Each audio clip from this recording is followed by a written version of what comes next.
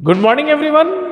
This is Arun Kumar Chaurasia from Subras Singh Children Academy. Welcome in online class. In previous lecture, we have already read about the air. Today, we will revise next chapter. The chapter name is water.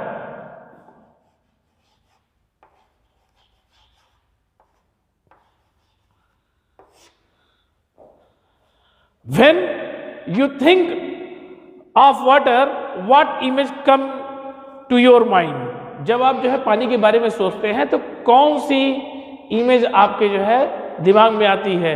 You think of river, ocean, seas, waterfalls, lakes, ground water और water in tap. मतलब तब आपके दिमाग में जो पानी की image आती है वो नदी के रूप में हो सकती है, समुद्र के रूप में हो सकती है, सागर के रूप में हो सकती है, झील के रूप में हो सकती है, साथ साथ जो है अंडरग्राउंड वाटर के रूप में हो सकती है, और इसके अलावा जो नल से पानी आता है उस तरह की इमेज आपके मन में आ सकती है। The sun heat causes evaporation of water. When the water vapor cool down, it condenses and form cloud. From there, it may falls on the land or seas in the form of rain or snow. मतलब कि जब जो है बेटा सन के heat की वजह से जो है इवेपोरेशन की प्रोसेस होती है, तो ऐसे पे वाटर जो है बेटा स्टीम में कन्वर्ट होता है, और जब स्टीम में कन्वर्ट होकर वाटर जो है ऊपर की ओर जाता है बेटे, तो उसके बाद वहाँ पर वो वाटर वेपर का जो है रूप लेता है, और धीरे धीरे जैसे जैसे कूल डाउन होता जाता है तो क्लाउड को फॉर्म करता है। और जब जो है वाटर वेपर और कंडेंस होता है तो वो जो है वाटर ड्रॉपलेट्स के रूप में जो है वहाँ पे बन जाता है, और जब उसके मासेस ज़्यादा हो जाते हैं तो वो जो है लैंड या सीज में जो है रेन के फॉर्म में गिरता है। ठीक है। Then water cycle.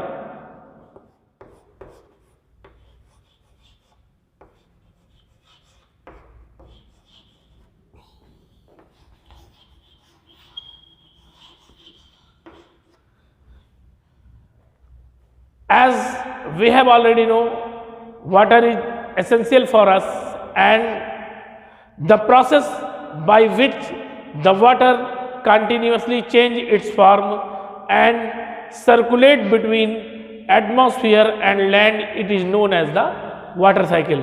मतलब वह प्रक्रिया जिसमें जो है पानी लगातार परिवर्तित होता रहता है, और परिवर्तित होकर वह जो है पृथ्वी और वायुमंडल के बीच में अपनी समस्त चक्र को पूरा करता है। मतलब कि अपनी समस्त चक्र को पूरा करने का मतलब, जैसे कि सबसे पहले वाटर क्या होता है, इवेपोरेट होता है। इवेपोरेट ड्यू टू सनलाइट वो जो है इवेपोरेट होता है, और इवेपोरेट होके जो है वो ऊपर वाटर वेपर के फॉर्म में आता है। फिर वाटर वेपर से वो और कंडेंस होता है तो वाटर ड्रॉपलेट्स का रूप ले लेता है। फिर वाटर ड्रॉपलेट्स के रूप में जब उसकी मास ज़्यादा हो जाती है तो क्लाउड से वो फिर जो है अगेन जो है अर्थ पर आता है या फिर सीज में जाता है। तो ये जो साइकिल है इसमें जो है पानी लगातार चलता रहता है। जो हमारा पानी है ये अजय, मतलब कि इसको आप कह सकते हैं कि ये कभी भी जो है खत्म होने वाला संसाधन नहीं है। ठीक है। Then there are two type of water available on earth surface. पृथ्वी पर दो तरीके की जो है वाटर पाए जाते हैं। फर्स्ट फ्रेश वाटर, जो हम लोग यूज़ करते हैं, जिसको हम लोग ड्रिंक करते हैं। The major source of fresh water are the river, ponds, springs, glacier and underground water. जो पृथ्वी पर जल पाया जाता है फ्रेश वाटर के रूप में, वो जो है नदी में पाया जाता है, साथ साथ जो है तालाबों में पाया जाता है, इसके अलावा झरनों में पाया जाता है, ग्लेशियर में पाया जाता है, साथ साथ अंडरग्राउंड वाटर के रूप में पाया जाता है। ठीक है ना। और देखिए पानी एक ऐसा स्रोत है कि जो कभी खत्म नहीं हो सकता, फिर भी हमें पानी की कमी क्यों पड़ती है? Why we are suffering from the water shortage? Because we can't get the fresh water properly. Okay, तो पानी ऐसा नहीं कि पानी खत्म हो जाता है, बल्कि पानी जो है प्रदूषित हो जाता है, जिसकी वजह से हमें जो है फ्रेश वाटर या फिर जो है मतलब शुद्ध पानी नहीं मिल पाता, इसलिए जो है हमें पानी की कमी का सामना करना पड़ता है। बाकी पानी की जो मात्रा है वो बराबर ही रहती है, क्योंकि पानी ना ही कभी नष्ट होता है और ना ही कभी पृथ्वी से कम होता है। ये सारी प्रोसेस में पानी अपनी एक स्थिर मात्रा बनाए रखता है, पर पानी के प्रदूषित होने की वजह से, मतलब वाटर के पोल्यूटेड होने की वजह से फ्रेश वाटर में कमी आ जाती है। इस वजह से जो है बहुत से लोगों को जो है वाटर स्कैरसिटी की जो है प्रॉब्लम का सामना करना पड़ता है। ठीक है, then second, salty water, the ocean bodies and the seas contain salty water. जो बेटा समुद्र और जो है महासागरों में पानी पाया जाता है, यहाँ भी बेटा जो है साल्टी वाटर पाया जाता है। The water of the ocean is salty और saline as it contain large amount of dissolved salt. Most of the salt is sodium chlorides or the common salt that you eat।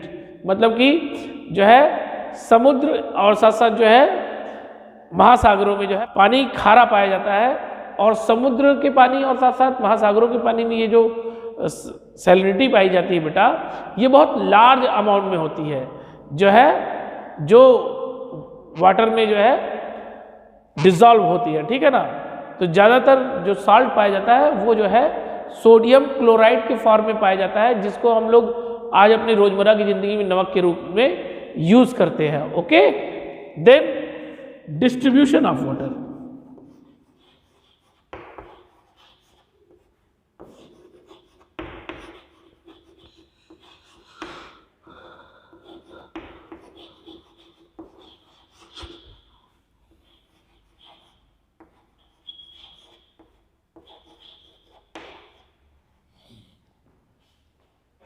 As we have already know, the 3/4 part of our earth is covered by water। जैसा कि हम सभी लोग जानते हैं, पृथ्वी का जो है लगभग 3/4 भाग जो है पानी से घिरा हुआ है। If these are more water than lands on the earth, why do so many country face water scarcity? जब जो है पृथ्वी से ज़्यादा जो है जल की मात्रा हमारी पृथ्वी पर उपलब्ध है, तो बहुत से देश क्यों जो है पानी की कमी का सामना करते हैं? Because the amount of fresh water is very less on the अर्थ। मतलब क्योंकि पृथ्वी पर जो फ्रेश वाटर का जो अमाउंट है वो बहुत कम है, और it is available only 0.68% as a ground water। okay, as a underground water। यही जो पानी उपलब्ध है अंडरग्राउंड वाटर के रूप में, इसी को हम लोग जो है बेटा उपयोग करते हैं। Okay, then all the fresh water is available in glacier and ice sheet. इसके अलावा जो पानी की जो मात्रा है वो जो है ग्लेशियर और साथ साथ जो है उपलब्ध होती है, किसके रूप में? जो है आइस शीट के रूप में। Some other source which are given us fresh water, that is river, lakes and waterfall etcetera. इसके अलावा कुछ और भी स्रोत हैं जो पानी के हैं, जिनसे जो है पानी मिलता है, पर फिर भी पूरी पृथ्वी पर जो है 1% से कम पानी, जो मतलब less than 1% fresh water is available on our earth. मतलब हमारी पृथ्वी पर जो फ्रेश वाटर अवेलेबल है, मतलब except then glacier and ice sheet, मतलब ग्लेशियर और आइस शीट को छोड़ के वो लगभग 1% से कम है। यही कारण है कि सभी देशों को जो है पानी की समस्या का सामना करना पड़ता है या पानी की कमी का सामना करना पड़ता है। Okay, then water is absolutely essential for survival. जैसा कि हम सभी जानते हैं कि पानी हम सभी के जीवन जीने के लिए अत्यंत आवश्यक है। ठीक है, water alone can quench our thirst. केवल जो है पानी ही हमारी प्यास को बुझाता है. Water alone can quench our thirst when we are thirsty. मतलब जब भी हम प्यासे होते हैं तो पानी ही एक ऐसा साधन है जो हमारी प्यास को मिटा सकता है. ठीक है. Now don't you think we are wasting a precious resources when we use water carelessly.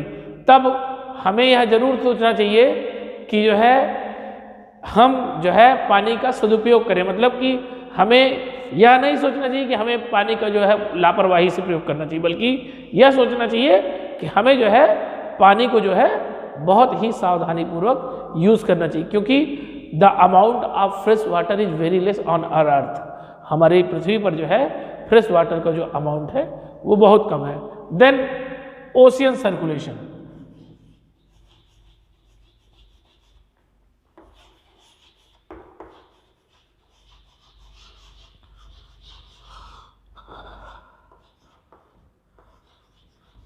Okay. The movement that occur in the ocean can be broadly categorized as waves, tides and current. जो समुद्र में विभिन्न तरह की जो पानी में जो है गतियां पाई जाती हैं या विभिन्न तरह की जो उसमें जो है हलचलें होती हैं, उनको हम ब्रॉडली 3 तरह से कैटेगराइज कर सकते हैं. First, wave. जो ओशियन है इसको जो है इसको कैटेगराइज कर सकते हैं. First, waves.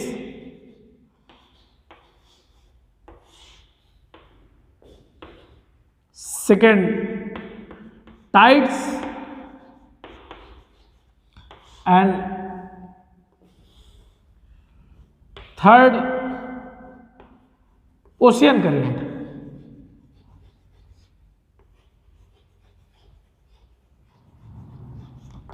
ओके. तो 3 तरह से जो है ओशियन में सर्कुलेशन होता है. पहला वेव्स, दूसरा जो है टाइड्स और तीसरा जो है ocean current. Then first, waves.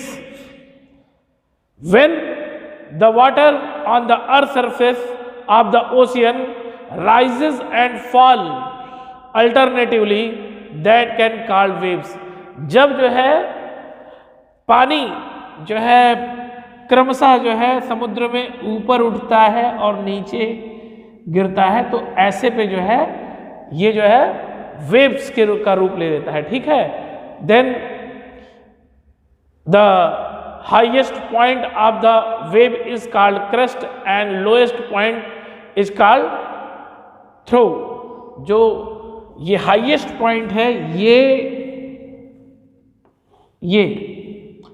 मतलब कि ये वाला पार्ट, ये भी और ये भी, इसको बोला जाता है, इसको बोलते हैं crest.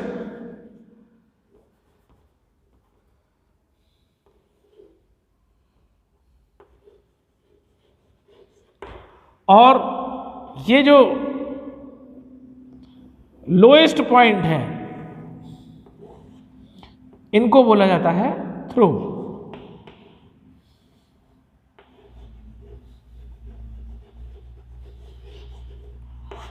During storm, the wind blow to very high speed form high waves.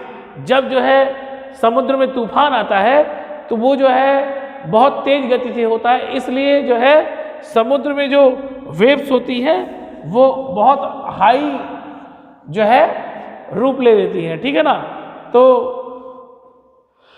इस तरह की जो वेव्स होती हैं समुद्र में जब तूफान आता है तो तूफान की जो स्पीड होती है एयर की स्पीड की वजह से जो वेव्स होती है वो जो है बहुत हाई फॉर्म होती है.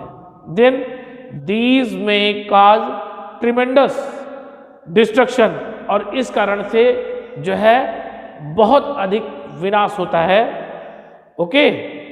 An earthquake, a volcanic eruption और landslide can shifted large amount of ocean water on land. मतलब कि पृथ्वी के नीचे होने वाला वॉल्केनिक एरप्शन। पृथ्वी के नीचे भी बेटा बहुत ढेर सारे ज्वालामुखी पाए जाते हैं।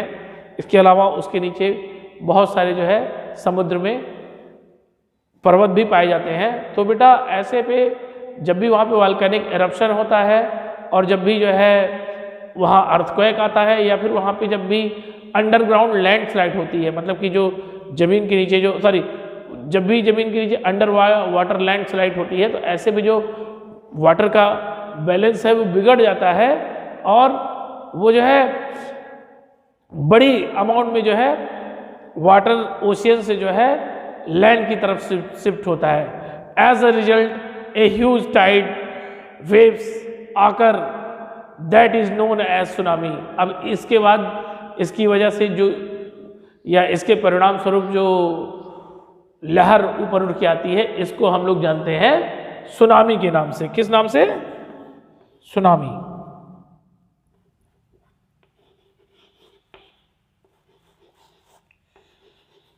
ओके, तो इस वेव को हम लोग जानते हैं सुनामी के नाम से। ठीक है। द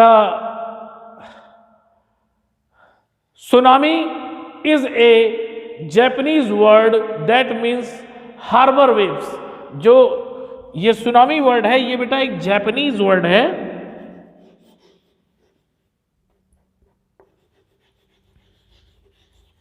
जिसका मतलब होता है हार्बर वेव्स। हार्बर वेव्स मतलब कि वे वेव्स जो है जो समुद्री तटों पर चलती हैं या बंदरगाहों पे चलती हैं, ऐसी वेव्स को जो है हार्बर वेव्स बोला जाता है। ठीक है। As the harbour get destroyed whenever there is tsunami, मतलब कि जब भी जो है सुनामी आती है तो ऐसे पे जो है जो हार्बर होता है वो जो है वहां पर बहुत अधिक विनाश होता है। The highest tsunami ever measured was 150 metre high. जो पृथ्वी पर सबसे ऊंची सुनामी नापी गई है वो जो है लगभग 150 मीटर ऊंची थी।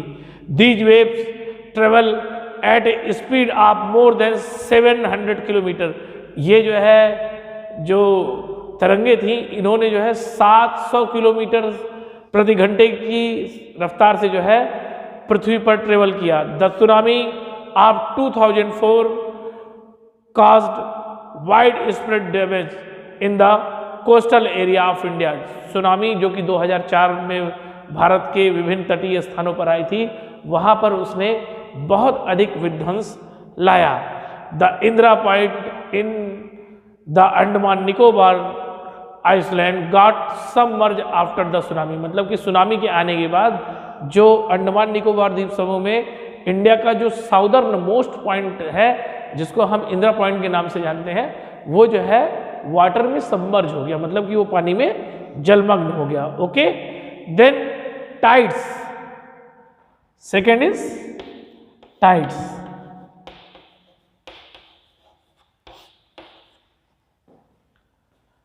The rhythmic rise and fall of ocean water twice in a day called a tide। पृथ्वी पर पानी का प्रतिदिन मतलब 2 बार ऊपर की ओर उठना और नीचे की ओर गिरना, ये जो घटना होती है कहलाती है टाइड्स।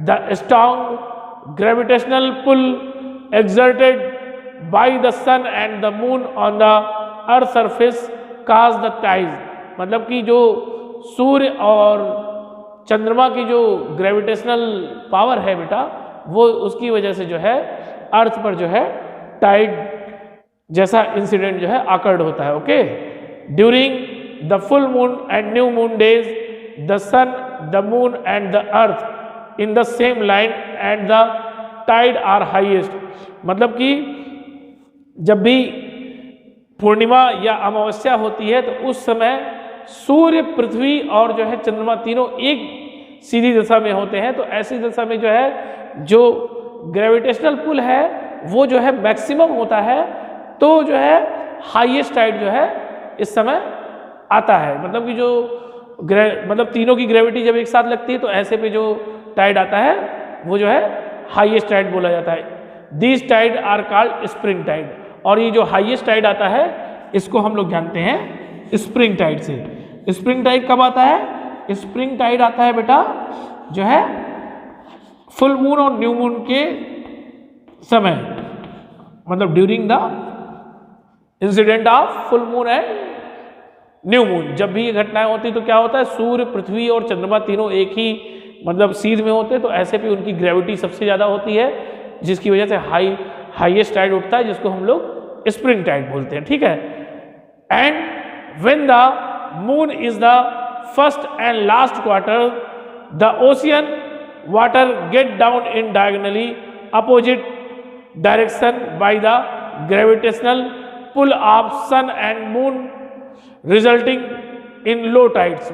मतलब जब जो है चंद्रमा अपने पहले और अंतिम जो है मतलब चतुर्थांश में होता है, तो ऐसे पे जो है जो ग्रेविटेशनल पावर होती है वो सन और जो है मून के बीच में डिवाइड हो जाती है, जिसके कारण जो है जो ग्रेविटेशनल पुल होता है वो कम लगता है, और इसकी वजह से जो है लो टाइड्स आती हैं। और the rise and fall of water of tide is being used, sorry, the rise, then इसको बोला जाता है लो टाइड। ठीक है। तो देखिए the rise and fall of water to tides is being used to generate electricity in some place. कहीं कहीं जो है ये जो टाइड एंड ट्रेड्स की जो घटनाएं होती हैं इससे जो है इलेक्ट्रिसिटी जनरेट करने का कार्य होता है। Then third, ocean current.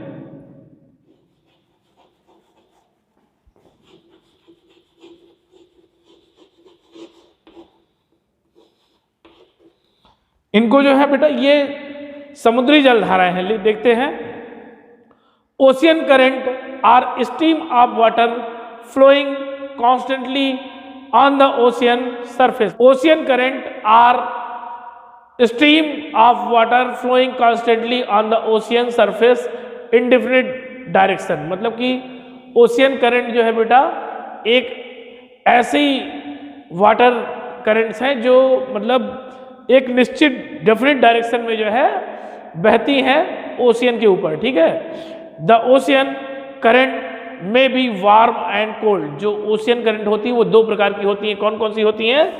एक होती है वार्म ओशियन करंट,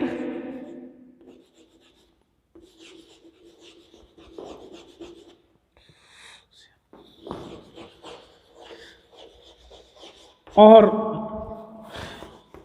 सेकंड होती है कोल्ड ओशियन करंट।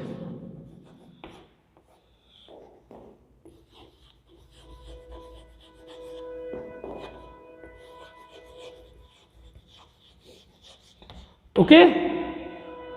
तो जो है जो वार्म ओशियन करंट होती है वो बेटा जनरली जो है ओरिजिनेट होती है नियर द इक्वेटर, क्योंकि इक्वेटर के नियर जो है वाटर का टेम्परेचर सबसे अधिक होता है, क्योंकि यहाँ पे सनरेज डायरेक्ट जो है डायरेक्टली जो है फॉल करती है। तो ऐसे पे जो है वहाँ पे जो है जो ओशियन करंट जनरेट होती है वो जो है हमेशा जो है टूवर्ड नॉर्थ और साउथ पोल फ्लो करती है। तो जो है ऐसे पे जो है वो जो जलधाराएं इक्वेटर पे होती हैं उनको जो है हम जो है वार्म ओशियन करंट के रूप में जानते हैं। ठीक है।